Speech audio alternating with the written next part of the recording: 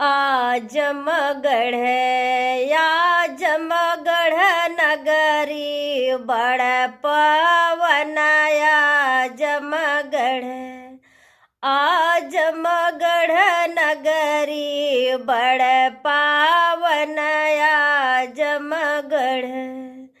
आजमगढ़ नगरी बड़ पावन आजमगढ़ समधि तुहर बहिनी उरान होई गैली पुरान होई गैली अदलवाय डाला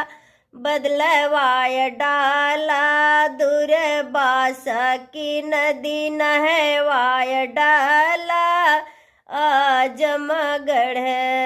आजमगढ़ नगरी बड़ पावन